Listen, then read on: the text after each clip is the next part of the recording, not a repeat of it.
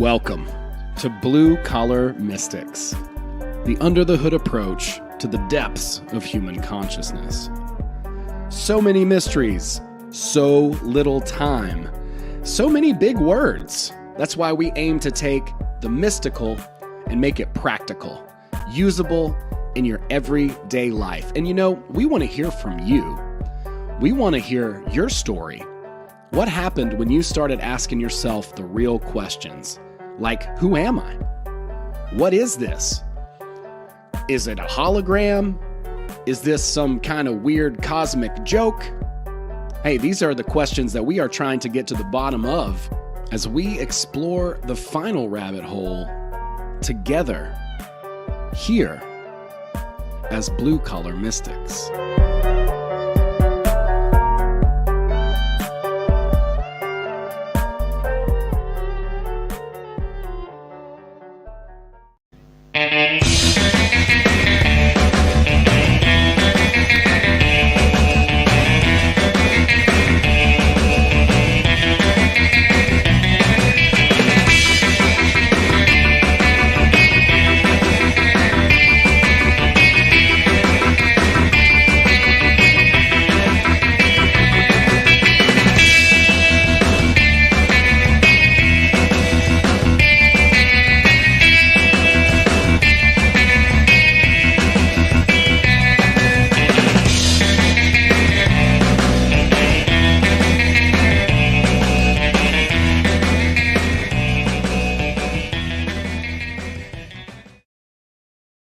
What's up, everybody? Welcome to Blue Collar Mystics. We're doing the Transurfing Safari with my lovely confidant, Abbstract1.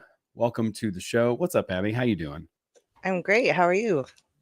I'm doing pretty good. My headphones are messing up, but let me see if I can just switch the audio. Don't you love around. Tech issues? Like Yeah, my hair is looking all weird with my background tonight. So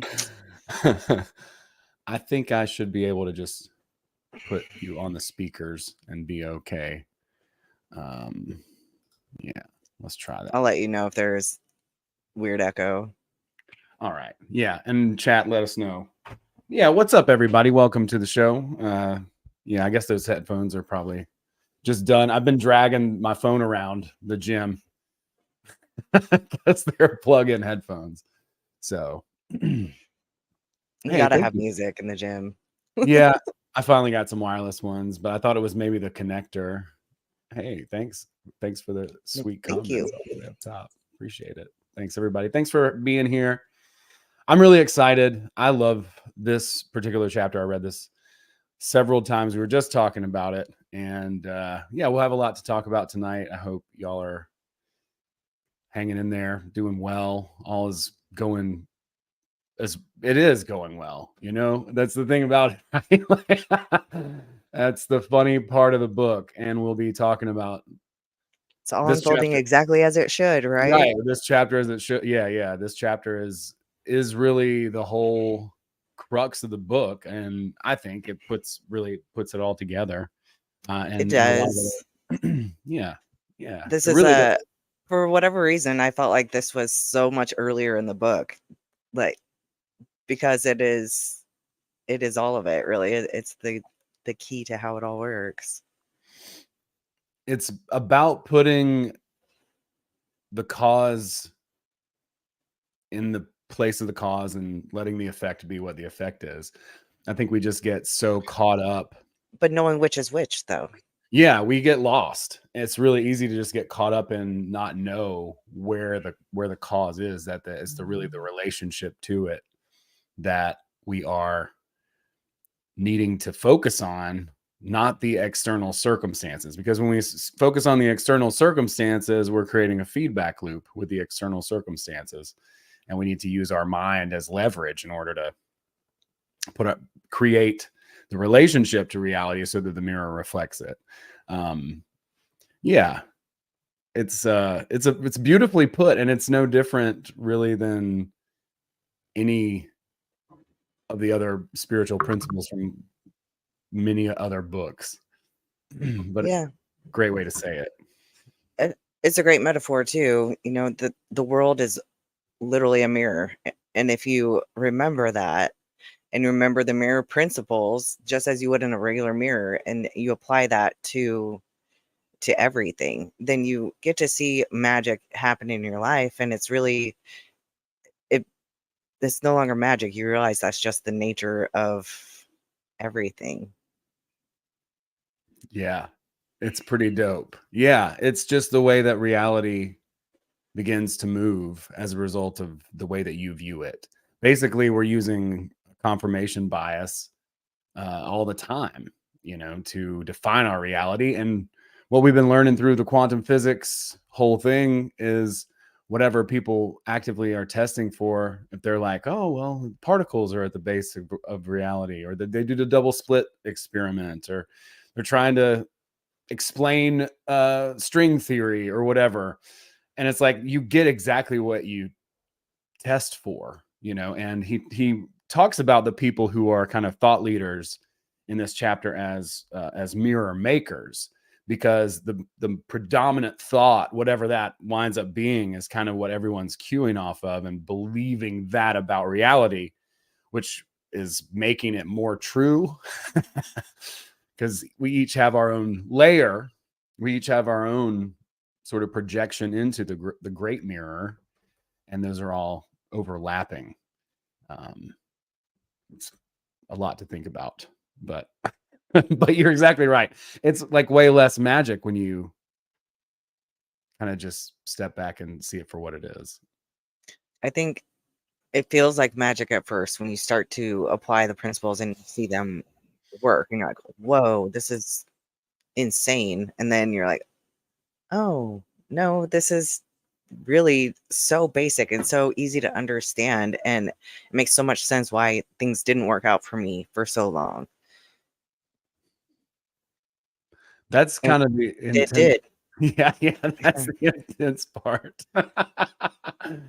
That's funny though. No, it's a good point. So are we gonna get into the mirror principles then? I guess We could. yeah. Yeah. I mean, it's as above, so below, right? Like, is another way that people have said this idea, as within, so without is another way that people have said this. And yeah, the mirror principles. The first one is the world, like a mirror, reflects your attitude towards it, your belief about it, whatever it is that you think. And there are 7, right? 7 of Yeah. them. Yeah. And you have to understand though that the mirror is, it's dual-sided, and that, on one side is the space of variations, the alternative space, where all the stuff we've talked about previously, that all is on one side of the mirror, and the other side of the mirror is what we see as reality. So reality is really the reflection. It's not the actual, it's not what's being projected into the mirror. It's not at the cause, it's at the effect. Yeah. Yeah. Yeah. So there's 2 worlds that we're talking about here, with the physical world, which is the inert world that, as we all know it, and the metaphysical world, which is the world beyond what we can sense and really understand. So that includes the dream world and, just every single infinite possibility that's ever been. That's on the other side of the dual mirror. And then And it's we're here on, primarily energetic, right? I would say it's, yeah, well, the Kabbalion says it's vibrations. yeah. So it's like every vibration. And so we're basically bringing in, based on what how we're looking into the mirror and how we see the mirror, we are looking into that mirror and basically drawing that frequency into the reflection of the mirror. Yeah. Whatever So it is. whatever your thoughts are projecting into the mirror, the mirror can sense to your thoughts about it. So it's like, okay, you're right. Yeah. Here you go. Yeah. The universe can hear you. Yeah. Absolutely. I mean, it's funny. It makes me laugh maniacally, but it's real.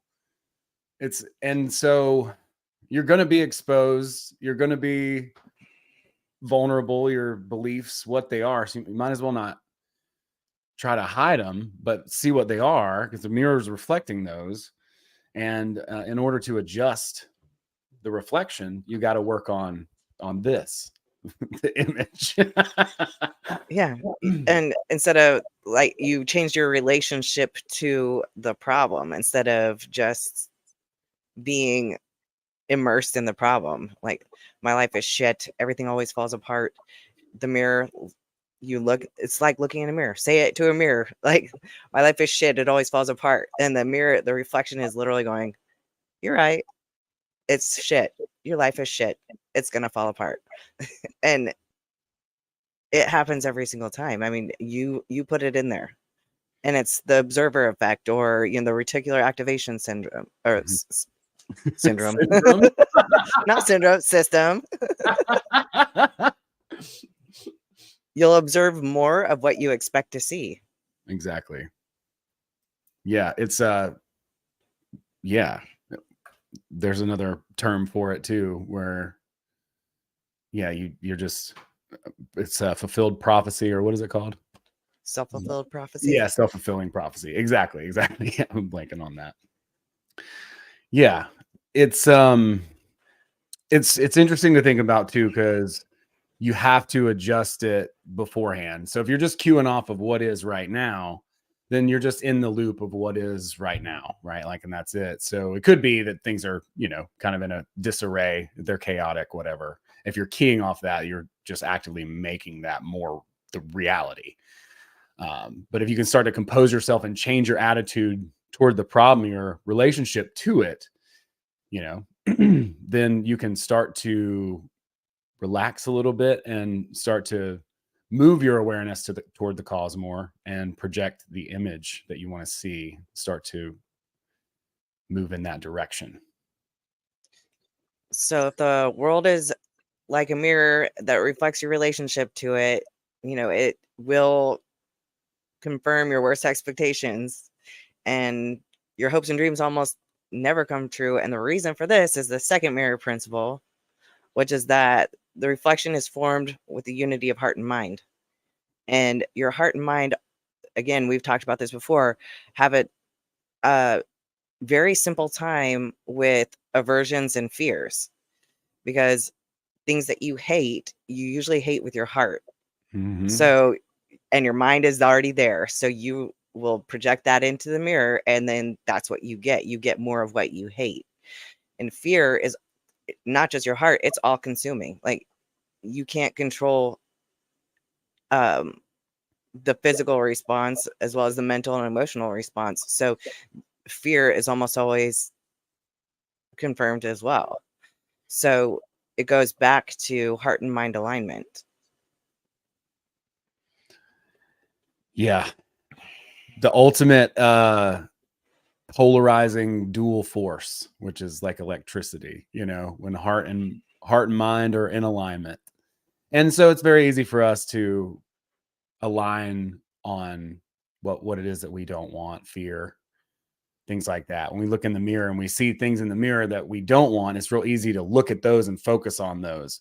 And it's harder to get what you desire because your heart wants it, but your mind a lot of the time doesn't believe that you can have it or that you should have it. So you don't have the unity of heart and mind. So to get what you hope and dream of and what you desire is a little bit more difficult, because you do have to convince your mind that what the heart wants is available to it and that it can happen. So, so if you think of it as a mirror, when you have unity of heart and mind, the image in the mirror is your reflection is very crisp. But if you don't have the unity of heart and mind, your heart's only in it, or just your head is in it, because you're chasing a pendulum that's somebody else's dream or goal that's not in alignment with your heart, then the image is blurred. So you don't get a crisp image. It's like it can't take you to that sector of the alternative space where that's realized, where you can pull that into this side of reality, to this side of the mirror. Yeah, that's great. It's like a magnet that's just pulling whatever it is that you're aligned. And if you're not, and so I think sometimes we have to train our heart too, because we've trained it so well up to now. So that's a whole other thing that you know, you may have to undertake, but yeah, those, yeah, that's really, And that's where like law of attraction is missing, because law of attraction tells you, you know, just choose what you want and then let it go, you know, put it out in the ether and it'll come to you. But the problem is that it's missing the unity of heart and mind, because just because you want something or desire it, you know, if it's a mirror and I desire this, I desire it, I want it, right, I want it. The mirror says, I want it, you got it. You're going to want more. right. Yeah, there's that whole little breakdown where they're in this chapter, and that's exactly what they're yelling about. He's like, "But I want this," and he's like, "Okay, I know you do. Here, I'm giving it to you." I'm giving you want. Yeah. Yeah. Yeah, somebody says, I try not to look in the mirror. That's pretty smart strategy. What he says to do is glance into the mirror and actively focus on the positive things that are confirming you toward your goal, whatever those things are. Just highlight those, notice those more. You know, yeah, there's a lot of things I think that the law of attraction is kind of missing. I believe in the law of attraction. I really do. I do think it's a It's thing. very close. Yeah. Yeah, but It I just think misses the mark. there's just a lot of nuance going on. You can't just, it's just got, things get mainstream and simplified, but somebody makes a movie out of it, and all of a sudden, you know, it's like a The kindergarten Secret. concept, you know? Yeah, right. I mean, I watched it, I watched The Secret, I watched all Yeah, that. it was good. I I really mean, wanted it to work.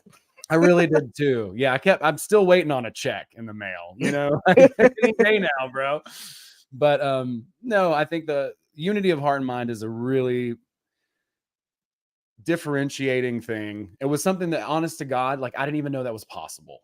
You know, I didn't even know you could be in agreement. I was like, well, this is the logical thing, and this is what my heart wants to do. So I would Oh, just I was go always throw in my head with a logical thing. Like, I'm not, yeah, I was just that going doesn't make caution to the sense. wind. I'm just following my heart. I'm going to go ride rafts and out west and live in a van or whatever. No, zero logic. But then I'm like, oh my God, I can actually, you know, align these two poles, and yeah, it's a whole other world. Just It's that a knowledge, level up. just that knowledge alone is awesome, that it's possible, because it is. There's a lot of people who have strong purpose, who are doing things that they're very passionate about in their life and doing quite well. You know, lots and lots of people are doing something that is in alignment with who they are, that is authentic to them and their purpose. It's a beautiful thing, and I think everyone's entitled to that if they'd like it, or whatever their particular door or goal is. I've talked to a lot of different people who have had a lot of interesting and unique jobs and callings and purposes and paths, all kinds of different cool stuff like that. But it's always really cool and encouraging to see somebody's heart and mind align, and that's something that is it's available. You know, it's a real thing. So I think that's pretty sweet. Trying not to look in the mirror on that. If you're trying to change your physical appearance, it's looking in the mirror can make that difficult if you are focusing on the negative, because if you focus on the negative traits, the mirror is going to reflect like, oh my God, I look so old. Like, you're going to look older, because that's exactly what the mirror is going to reflect back to you. And I don't just mean the physical mirror, I mean reality mirror. So if you are looking in the mirror and you're wanting to change your physical appearance, like if you're wanting to change your physical appearance, work with a slide, and don't do that in front of a mirror, you know, because especially if it's a drastic change, you know, when I decided that I wanted to look like I look now as a bodybuilder, I didn't do it by looking in the mirror and looking at the cellulite on my legs going, oh my God, like this is never going to go away. I had to do it outside of the mirror and decide what I was going to look like and capture the image in my head and make it, you know, until I could feel it and step into that version of me. And then I became that version of me. So now when I look in the mirror, I don't have to avoid looking in the mirror now, because I can look in the mirror and I can see all the positive changes that I've made. Even like right now, I'm in off season. So I've gained 27 pounds since my last show. I have cellulite again. But guess what? it's not a bad thing. I realize that's just a cycle that my body's going through, so I can appreciate it for what it is. So instead of looking at it negatively, I'm looking at it as like, without that right now, I couldn't be building more muscles. So it's serving its purpose for me. Yeah, I love that. I think the best thing to do, because it's weird. Sometimes I just have images float up into my head, and I've worked with people who that's kind of just been it for them, right? Like they saw what was going to happen and they just kind of knew it, right? Like as far as the slide goes. But as far as looking in the mirror, because I've seen myself in unhealthy, and then seen myself get to that, and then I've seen myself, healthier, and then get to that as well. But as far as like even like at a physical level, like looking in the mirror, focus on the attributes and the characteristics about yourself that you like, whatever those are. Focus on that. It's like, even if you're like looking and you're like, oh, well, I got, good shoulders or whatever, or whatever that winds up being, and start to focus on the changes that you notice that are positive and in that direction. So whatever that winds up being, for me, is like losing some weight. That's good. I like to see, some slimness, and I'll celebrate that as I go along that journey. And then it's what's cool about it is that, like, once you start the process going, you start to focus on different aspects, and you're like, oh, actually, I kind of want to, delve into this. And it just becomes, you just get more wrapped up, I think, in the process, just starting, finding something positive, and then just moving on that point, and then starting to.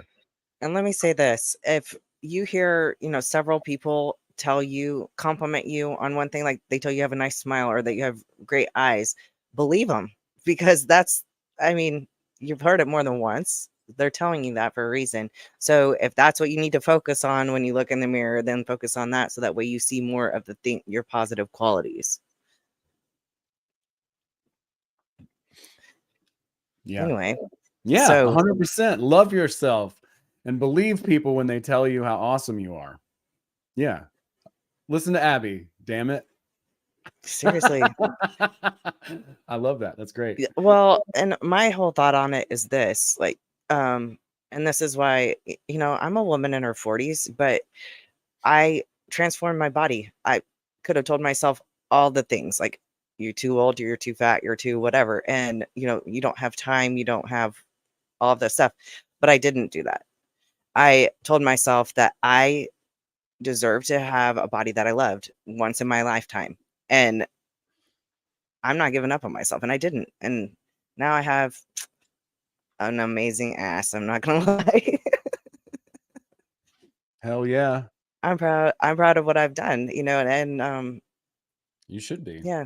Yeah. I'm proud I of you. like what I see. I'm comfortable in my body. Hell yeah. Good.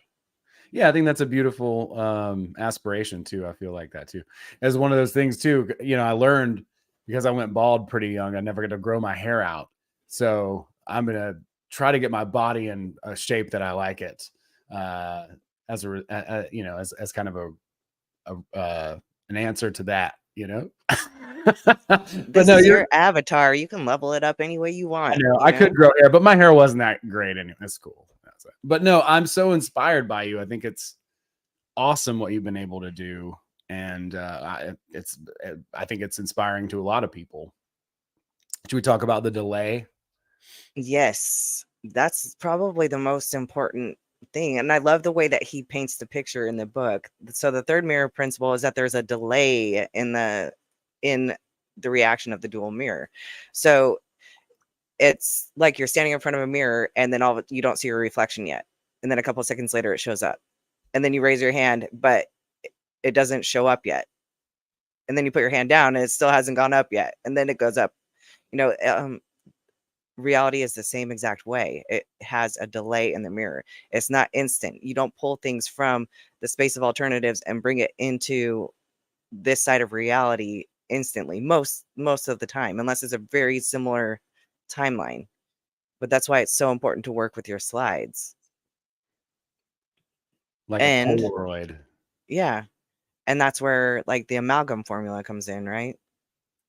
Yeah, well, this is kind of back to that idea of the mirror makers too. But yeah, the amalgam. A lot of people talk about mantras. Well, I mean, do you want to say what it is? What is an amalgam, Abbie? Well, he gets into Venetian glass because, and I know we've kind of touched on this before, but Venetian glass was really sought after way back when, because when you looked into these mirrors, your reflection looks beautiful. So it's almost like the original filter. Now we put filters on the phone, like, oh, look how good I look with this filter. But it's the same idea. It was a mirror that when you looked into it, it just made your reflection a lot more beautiful. But what they did, and it wasn't magic. They changed the amalgam. So when they made the mirrors, they put gold in the amalgam. So these had a warm tone. So when you looked into the mirror, that warm tone made your reflection look better. So that's essentially what an amalgam is. It's just kind of putting a filter on it. And it's important when you're working with a reality mirror that you have an amalgam. So, and that doesn't mean like literally put a filter on your mirror. It means, you adopt the idea that your world always takes care of you. So like, make it a mantra, and you can make it whatever you want, but you need to have your own rose-colored glasses where you look at the world and you don't just see the negative. In fact, you should try not to focus on the negative. And you hear this all the time, but if you keep saying my world takes care of me, even when bad shit happens, but not just when bad shit happens, because when the bad shit happens, like, we're always ready to say, oh my gosh, like, my tire went flat, then I got stuck behind a train, and I'm late, and you get into that. But you just talk about how shitty your day is, and then it just keeps getting shittier because you're reflecting that into the mirror, you're projecting Mm-hmm. that into the mirror. Mm-hmm. And the amalgam is, it, even when bad stuff happens, you need to try to change your outlook.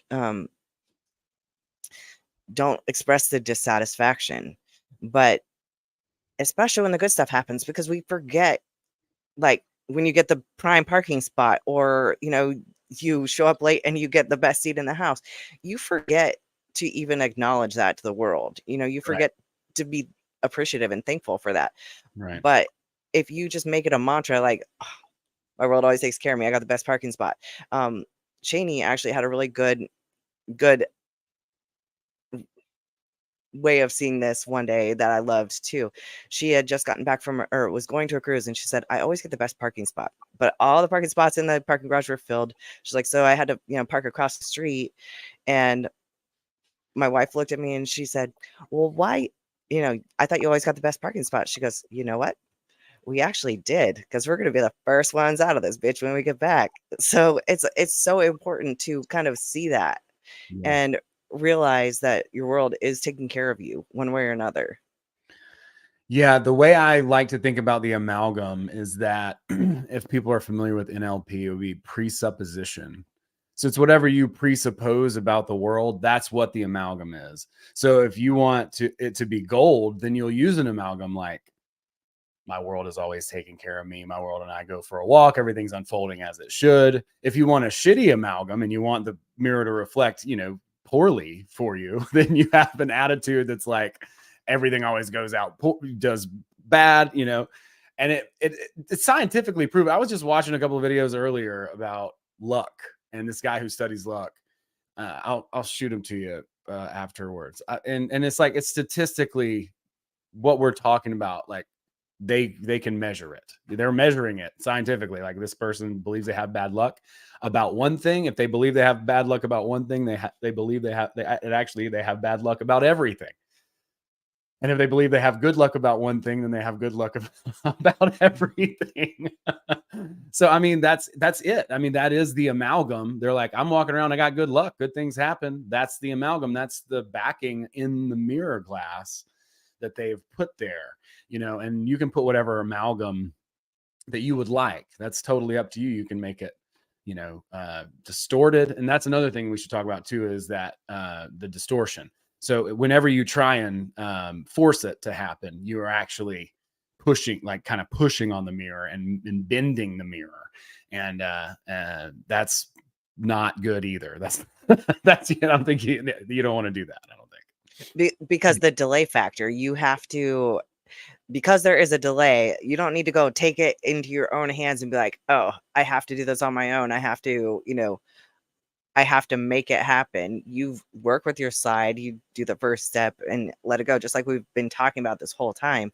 But know that your world takes care of you and that it's always going to have your greater good in it, reflected to you. That's always what's, if it works out, great. If it doesn't, even better. Even better. Yeah. Well, it's just the world. There's so many variables that are just beyond us, right? And the world is going to find the path of least resistance to bring us to our goal. As long as we stay consistent, then we're destined to make it there anyway, right? Like we're willing to take the fortress by lengthy siege. There's not a big rush. We're not pushing. We're not forcing. We're not coercing. None of that. So it's only a matter of time anyway. So you have to trust the universe to, provide the avenues for you. You have to obviously walk through it, but.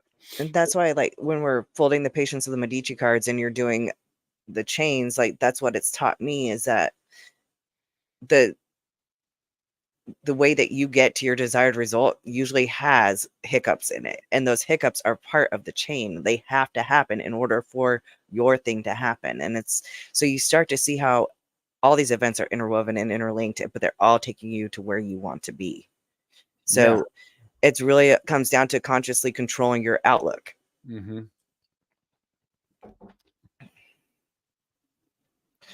And so, like, yeah, you can sit there and focus on how the world has changed. Stuff doesn't taste as good, colors aren't as bright, whatever. But the world hasn't changed, just as the mirror hasn't changed. It's literally your attitude and your relationship to the world that has changed. And so that is what you're going to see as a reflection of it's a reflection of your thoughts. That's right. That's exactly what it is. And Jamie, this is good. More like the hiccups are like links in the chain, like a dip before the next link. Yeah, exactly. And the causes are linked to really attitude, right? And they're not so really what's weird about it is the hiccups seem like hiccups, but they're somehow getting it to happen in the least amount of effort. You know what I'm saying? The most efficient way. But it's not a hiccup thing. There would be like millions of hiccups more if we could actually try and navigate all these variables and try to consciously take control of them, because it's impossible to. There's just too many things to be able to consciously know about even. Dissident Jones, I want a pair of your rose-colored glasses. Yeah, me too. That's awesome. I love that you have those. Can you put the link? I don't know. Maybe I can give you permission or something. No, I can only do bad things to you, and I'm not going to do that.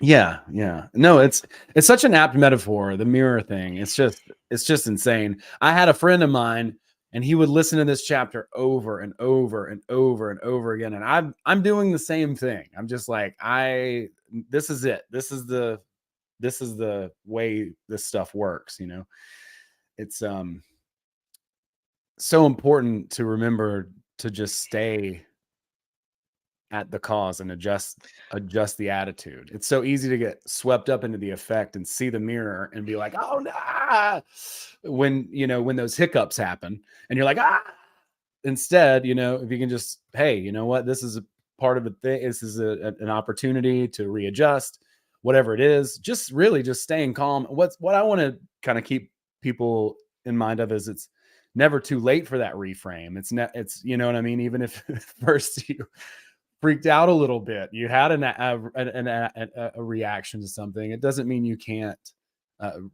adjust your attitude now. Just adjust it now. Just as soon as you become conscious, about it, then that you're like, oh, I'm swept up in the reflection. Oh, okay. I need to get back to the image. I need to work on the image. Okay, cool. Everything's happening exactly as it should. It's all unfolding just like it's supposed to. 100%. And not only like does my world take care of me you have to remember to let your world take care of you. Like, I let my world take care of me. Like, that's kind of a big thing too. That's the yin principle, and it's something Yeah. that I personally have a hard time with myself, because it's like it's just so natural to take action, and Oh yeah. sometimes you just you need to kind of be receptive. You know, there's something definitely to that. I heard somebody talking on maybe just an Instagram or something about like that is the feminine aspect of the manifestation. It's like you do the masculine from like a hermetic magic perspective. You know, you do the masculine ritual and you get all the desire out there, and then you let go of it, and then you just forget about it and then receive it. Yeah, there's definitely a lot of parallels to that. But yeah, not no Your important. thoughts are the enemy. Yeah, they really are. Yeah, it's crazy. It's so easy to just get swept up in what you might perceive the illusion of action too. It's like, And oh, if I do more stuff, then this will happen. But it's like, I don't know, not always. no. But back to the whole mirror of it all, and not just physically. Like, if you think of it, reality as the mirror, and liking yourself or liking your reflection, liking what you look like, it will reflect back to you, what you expect to reflect back. So if I like myself, I have more reason to like myself. That's it's gonna reflect back to me, is that I have even more reasons to. And that's pretty powerful. So that's why it's so important to not focus on the negative, but to find the things that you do like, whether it's physical, whether it's, your qualities. Yeah. Because the more that you lean into that and you allow yourself to like it, the more that reality is going to show you more of what you like. Yeah, there's probably great things to key off of from that perspective and point of view to what your gifts are and what you have some natural inclinations and talents to as well. So yeah, that's good. It's a good thing. So you switch your focus from the reflection to the image. So, if you want to see the reflection in the physical in the mirror, like, you don't fix it in the mirror, you fix what's being reflected. You work on this. You work on you. Yeah. Yeah.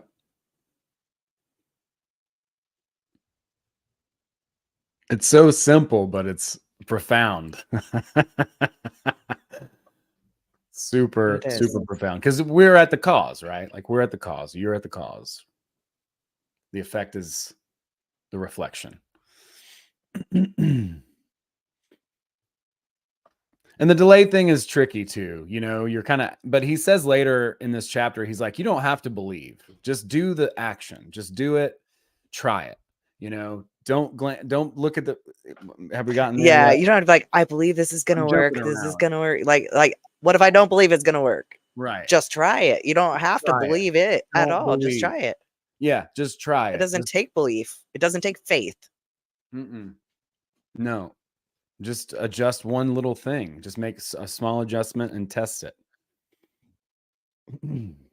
Test So it out. it kind of goes into the whole, downward spiral and, induced transition and all of that too. That's what that is. If you think of reality as a mirror and you're projecting bullshit into the mirror, then it's going to reflect bullshit back to you, and you are going to be in an induced transition, and vice versa. So the mirror idea is really fundamental. And if you just adapt your lens to seeing everything around you as a mirror, as a reflection of your thoughts, you start to realize how powerful you are.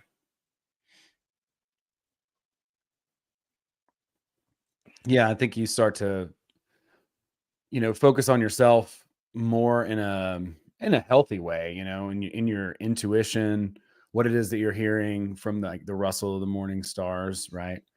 As opposed to being so swept up in the external, whatever the mirror says, other people's thoughts, the mainstream narrative, whatever.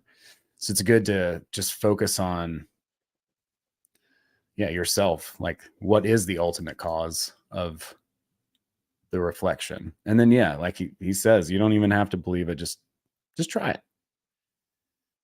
Yeah. I think that's what I appreciated more than anything, is that I feel like so many things you have to have faith and you have to believe and you have to, and it's just like as simple as just adjust your attitude and see what happens. Right. Yeah. Well, there's You so gotta many, believe it. like coaches and yogis and stuff will just blame the victim, and I hate that. Like, that's not right. That's just like punching down, in real time. And that's not the right thing to do. But it's like, you have to just, you don't have to really suspend disbelief. You just need to get out there and try it. This stuff is true anyway. At an intuitive level that the way that you perceive the world affects the way that you emotionally experience it, and that's just obvious. So being conscious about it and putting ourselves at the cause, at the image, as opposed to I love what Lehman says. I say it all the time, but I don't care. It's great. If I want to shave my face, I don't put shaving cream on the mirror and then take a razor and start trying to do the things out here, because it's not about that. It's about I gotta shave my face here, and then the image will reflect it. It's so good.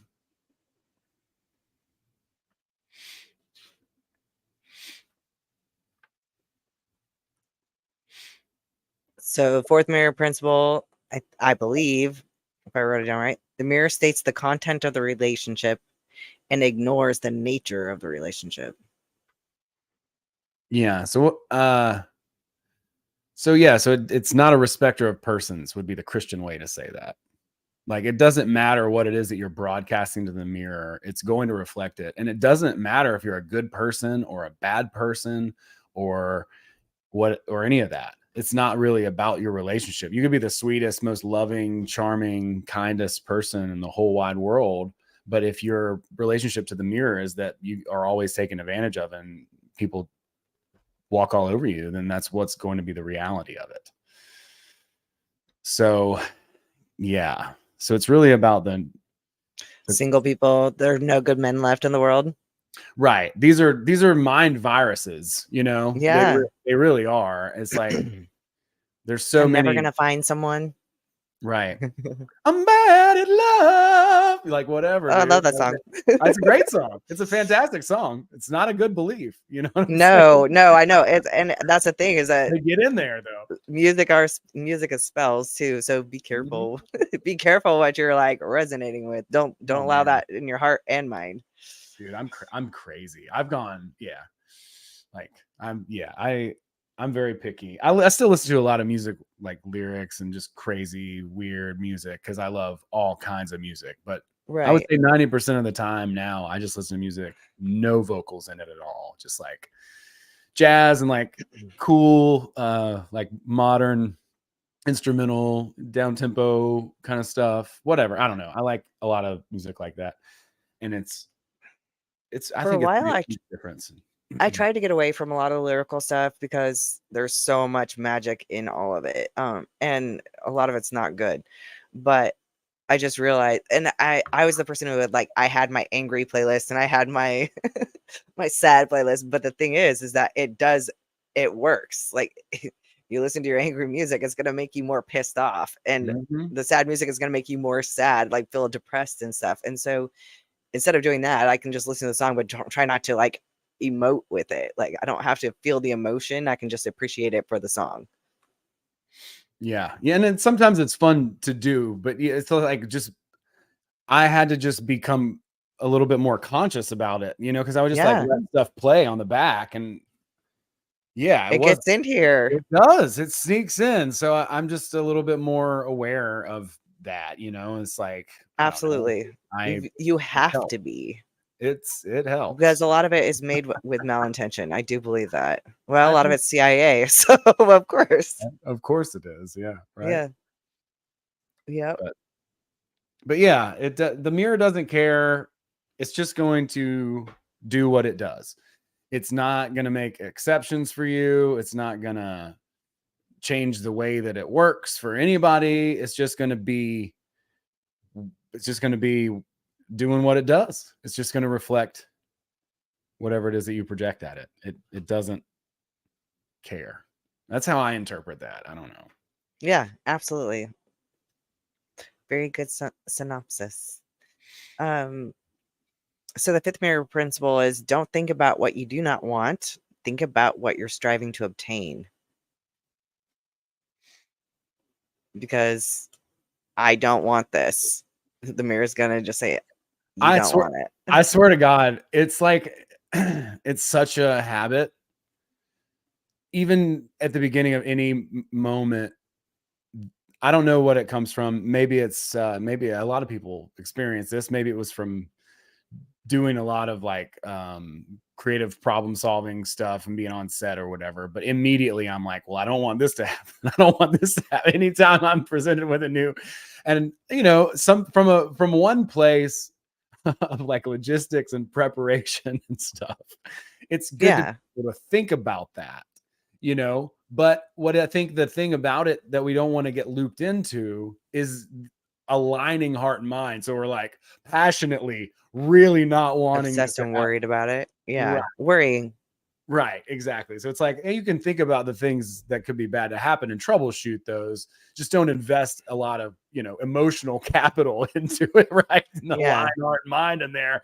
And then now you're like, you're bringing those things toward you instead of just being prepared. But yes, I think. Do you ever, no, go ahead. Do you ever find that it's easier to wrap your head around what you don't want, but like versus what you want? You're like, well, I know what I don't want. I think it's a good practice to do it. You know, just if you're like doing some journaling or whatever, even if you're doing like the ikigai, you know, it's like what the world needs. Well, jot down the opposite too. What does the world not need? You know, what do you not like doing? And then you can mark that off the list. So it can kind of help guide you, you know, to what it is that you do want by at least getting an idea of what it is that you don't, you know. You just don't want to vibrate on that level where that's all you're obsessed about. You can use that as a tool to help you find what you do want, to clarify what you want. Exactly. Yeah. Yeah. And because like they say a lot in self-help, it's like you're either running from or you're running to. It's usually like somebody's like, I just want out of this job. I've been there. I know exactly what that feels like. I just want out of this job. I don't care, you know. And then you get out of the job and now you're like, oh, well, you find yourself in a different situation. Maybe you have another goal. You're like, oh, well, I want to pursue this. You know, I want to start a business or whatever. And then you're running to something.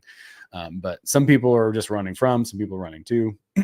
It's good to consider the negative perspectives without, like we said, just don't start fantasizing about the things that you don't want. Or getting angry and passionate about them, because the second you're right, that's activating your heart there. Focus on, you know, what it is that you're striving to attain, and you know, see a big vision, see something that's going to take time. I think, you know, this is just my personal belief on it, because that keeps you moving in a direction and taking little small steps in that direction over a long period of time. It's sustainable and it's doomed to work. It will work over time. They call it Kaizen in the Japanese philosophy, which is just a little bit every single day. And that's so much more manageable. Anyway, but looking at the world and seeing the evidence that you've made some progress. It doesn't have to be perfection yet, but if you can just start to see what you've done well and think about the things that you want to do from there, focusing on the positive things. Again, I mean, I think if you're like, I'm a performer, right? Like I want to watch my tape and be like, ooh, that was bad. That wasn't good. and address it and fix the problem, you know, but but not focusing on that. Like, oh man, you know, that's how people get like complex. That's the worst shit ever. I'm horrible. I should never do this again. And then you're still trying to do it, but then yeah. Or yeah, You yeah. keep Or you getting, can get, yeah. Or like you get some weird complex where it's like if you don't you get into like a weird slump type of thing, or or you have some weird trigger that just knocks you off your game. You know, you develop a terrible false belief or something. You're like, you did that though, you know? yeah. That's all you're doing. It's Yeah. weird when you realize that you are the problem. Like, you know it on some level, but you're like, oh man, it's really like I'm so much more the problem than I realize. It's hard to admit it, but I think One thing he does talk about in here is he gets back into fate. You know, if you believe everything is predetermined, then that is what the mirror is going to reflect back to you. That is your reality. If you believe in karma, that, you know, you have to pay for everything you've done, positive or negative, that's what is going to happen. Like it is absolutely a reflection of your thoughts and your beliefs. Like if you have strong convictions, that is what you are going to see. Yeah. I need to be punished for my sin. You will be punished for your sin. You will be. Yep. That's crazy. Yep. All right. Let's see. The next one. Are we on 6? Yep. All right. I think this is release your grip and allow the world to move with the alternatives flow. So this one's important. And we touched on this a little bit before, but it's so easy. What does he say? You take the world by the scruff of the neck or by the throat. You know, when we get impatient, that's kind of what our instinct wants to do. We want to go with inner intention, right? Which is pushing the material world, the physical world, and not outer intention, which is opening up to the alternative space from the heart, which is connected. And waiting for that delay in the mirror to produce it. Knowing that it's going to, because your world always takes care of you. Exactly. Yeah, the flow is crazy. You know, it's just a lot to think about, that there's so many options and possibilities literally every single moment. I mean, it's clear to understand that we can't comprehend the amount of alternatives and possibilities that could exist on between us and what our goal is. So just because of that alone, that fact, that little factoid has helped me to help my mind release the ways in which things are going to happen. The way it has to happen too, Right. right? Well, like in my mind, this has to happen for this to happen, for that to happen. And if it doesn't happen, then nothing's going to go right. But right. Because the instead mind of wants just to really, figure out the puzzle. It really does. it does. Yeah. But I've found if I tell my mind, hey, you're not that smart that you can just figure out the whole puzzle, dude. And he's like, yeah, you're right, dude. I'm not that smart. He's like, Heart's navigating. We got this, right, man. You're right, bro. Yeah. I can't calculate all that stuff. You know, you failed trigonometry. You're not going to figure this one out, you know? And so that has helped me to kind of let go a little bit mentally. It's like a logical argument to logic itself. And it's good to have, obviously, really, you know, a sharp mind and to be able to, you know, use logical processes and you navigate things and solve problems, obviously, right? Like those We're are not great. telling you to be brainless. But right. But being open and being flexible and adaptable is so huge, because that might actually open up another alternative or opportunity that was even bigger or better than it was that you were actually going for, or open up a door to a lifeline you didn't even know was there. You know, I've had it happen to me, in fact, several times by now, to where I was thinking I was going one way and I was going, you know, but it was like, what? Hey, you know, just like bright, shiny arrows pointing here. What about this? What about this? And I'm like, oh, yeah, I probably should go through that. I'll do that. So, yeah. it's cool. It's fun. The alternatives flow. It's what is it? There's an Alan Watts quote where he's like, "You're always going to feel like, am I going to make it?" But you're always going to make it. But if you didn't feel like if you felt like you were going to make it, it wouldn't be. That's the fun, you know. Yeah. Well, that's that. I think that's what you have to realize is that it's probably going to manifest in a way that you absolutely don't expect it to. Right. And that is the fun. That's the beauty of it. You're like, holy shit. Like this turned out even better than I thought because yes. yeah, He says, he's like, you'll get your toy and you'll get a trip to the ice cream parlor and, to the amusement park as well. Yeah. Instead of like just enjoying the vacation when you get there, you enjoy the whole journey because it's like, oh, this is so badass. You see the magic, you see like all the, like in a way you would never ever believe. Absolutely. So I can't answer for you, but what I can say in my experience, the flashing arrows have been pretty obvious. And then you got your own signs and your own sort of world out there. To see the flashing arrow, maybe it's a little bit more subtle, but I've seen some very bright flashing arrows. Synchronicities, people yeah, actually saying, hey, like random conversation, you should sure. do this. And you're like, that's kind of a weird thing for you to say to me. Like, I don't even know you. Like, those are all those flashing arrows because it's like what the world is telling you. That's your world telling you. Yeah. It's your world being like, hey, there's opportunity here, there's something here, whatever. And then from there, I mean, it's not like a one and done, you still have to continue to navigate it and read the signs, and it's like a current, or like a having your ship on a sea. You've got all kinds of things happening. You always have to adjust, always. And that's just part of that alternative slope. It doesn't stop. It keeps going. But yeah, I think you'll see doors. You'll know, and you'll walk through those doors if you so choose. Nothing wrong with it. It's just funny. It's like you get into something and you're like, oh, I see how this takes me there. I didn't even know this was a route to that. Yeah.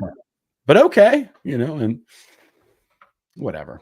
Yeah, it's fun. It is fun. I think the alternative flow is maybe the coolest thing, It is. And that's okay. So then that leads into, I think number 7 is any reflection is positive, because it's the same idea. The one thing that like your big goal that you're working on, and you want it to be the easiest track to get there. So you're playing your slide, and then this perceived bad thing just suddenly happens. You're like, oh my God, how am I going to deal with this? Like I've had to call Owen once, like, I don't even know what to do. This is so terrible. But it really was the easiest means for me to do what I had to do to be where I needed to be to get what I wanted to get.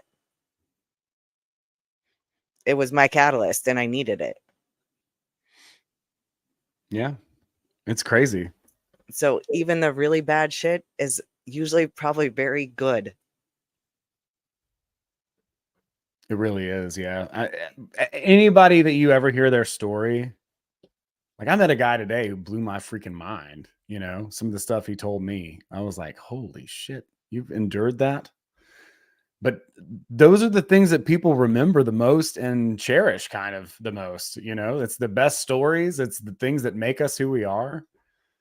I mean, not to just say like blindly celebrate tragedy or whatever, but it's like often, many times, those are the things that really are catalysts for people and for change, and can inspire other people to make changes too. So A seed doesn't grow without being exposed to other elements.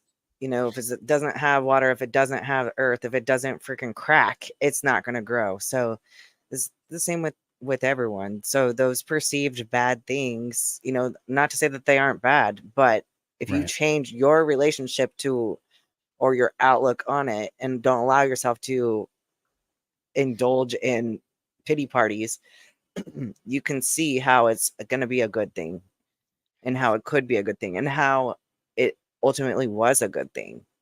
Yeah, I have some questions actually written down for just these types of scenarios. Whenever you have that reaction, I was watching a podcast today that I'm actually going to be on, and I'm super excited and honored to be on it. I'm stoked. But I was listening to this dude, and he was saying, you know, when you have those reactions, he's like, "What else could this mean?" Like, you know, you immediately this means, you know, whatever. Well, what else could it mean? What's good about this? How is this an opportunity?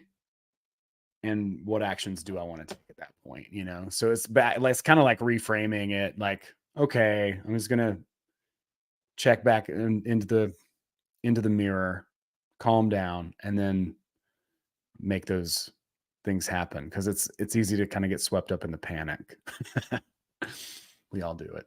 I do it. Yeah.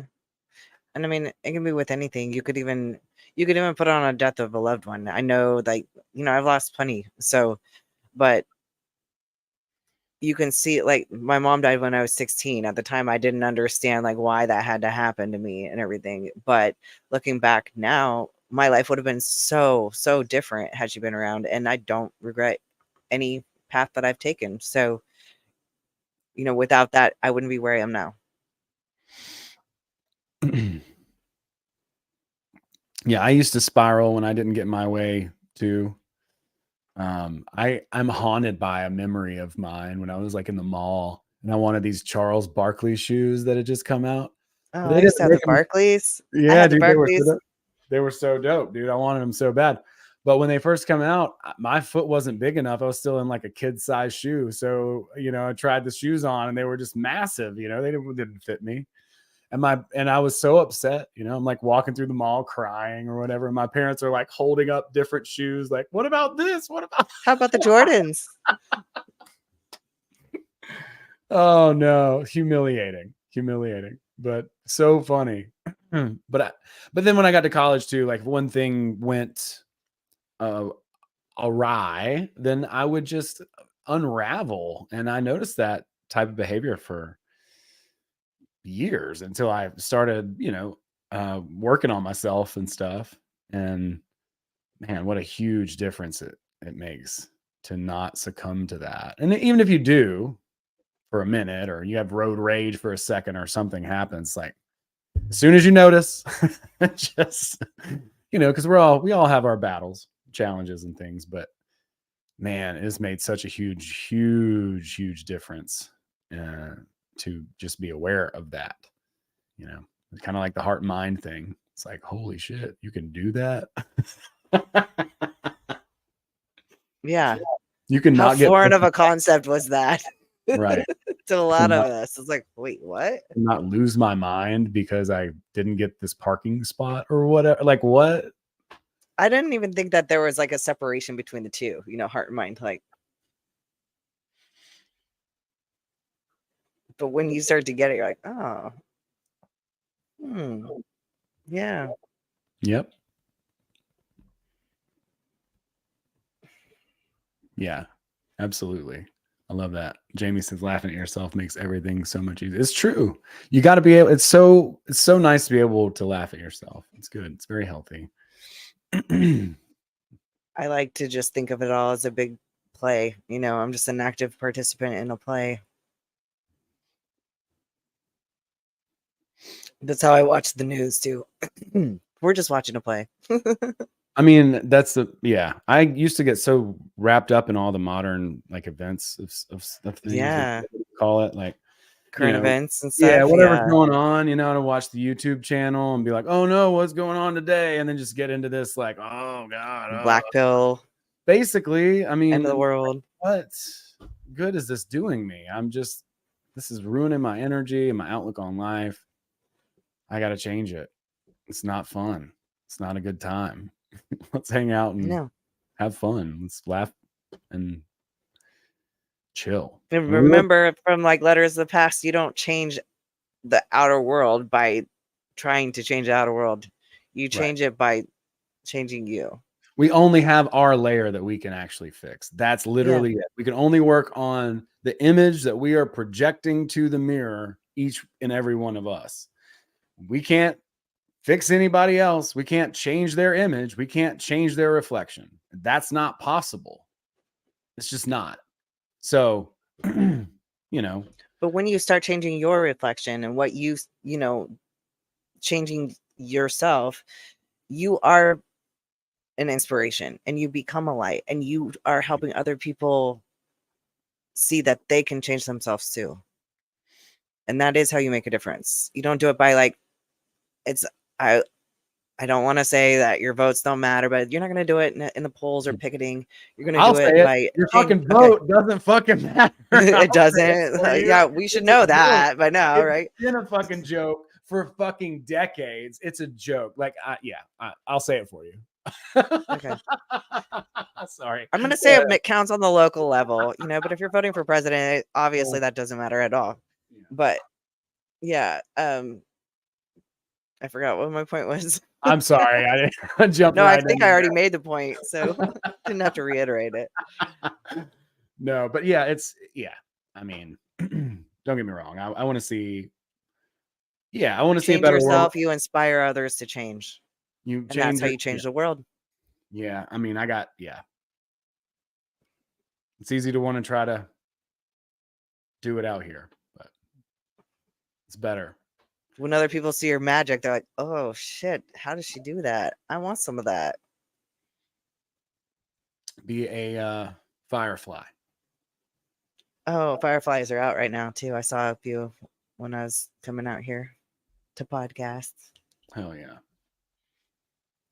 Yeah. So that's all 7 of the principles, right? Yep. Okay. Yep. He says you control reality by controlling your chain of thought, that the cause is in the mind. Hey, you know what? There's another book that says that. It's the Kabbalion, and I just made a new version of it. I've been working on some projects. Looks good. I need a copy of that. Yeah, Owen made an actual hard copy. Look at that. Yeah, you can get the hard copy. But the e-copy is on my website, but I'm going to make an audio copy soon. It'll be up in a couple weeks, and I'm working on some summaries and stuff. So, yeah, I'm excited about that. Good Guys is dope. If you guys, I see a lot of people who hang out over there, but if anybody who doesn't, yeah, a lot of our Secret Society of Good Guys chat are over here. Yeah, thanks for hanging out, everybody. It's awesome. Yeah, and anybody who's listening, be sure to check out the Secret Society of Good Guys. Abbie, tell us about it. You can find us Friday nights on Project Cheney. Well, we're on a couple of places because we get in trouble sometimes and taken down and shadow banned. So, yeah, find us on YouTube, either at Project Cheney or Secret Society of Good Guys. And make sure you like and subscribe. We're also on Rumble. You can find us live at midnight on Fridays, Eastern Standard Time, and Sundays. Well, the time varies. So hit the subscribe button, notifications. You'll find out. Yeah, do all that. Follow Abbie on YouTube and on Instagram. And we have one more episode we're going to do next week. And then I'll have, I don't know, I'll have to figure some stuff out. I got Brandon Thomas coming on from Expanding Reality soon. Ooh, awesome. Maybe the next week. And he's awesome. But I just got to start reaching out to some guests. If you all know somebody that I should talk to, reach out, shoot me a message. Let me know who I should pick their brain. There's another lady that I think is just absolutely brilliant. Her name's Courtney Johnson. Should have an opportunity to get an interview with her as well, which is very exciting. I'm excited to talk to people more. But I've loved doing this. We should do another couple Tufty? cut for Tufty. Yeah. 100%. Yeah. Yeah. We have to. Yeah. Yeah, we will. We'll do it. And yeah, everybody, thanks so much for hanging out.